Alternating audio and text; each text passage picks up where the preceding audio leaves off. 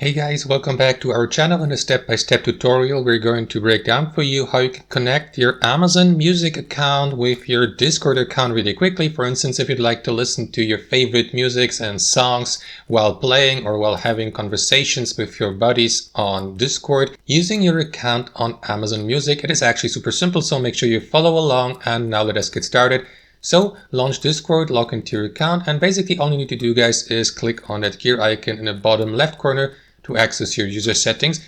And inside your user settings, head over to connections here to the left. And after that, you will see a list of available connections and integrations here at the top.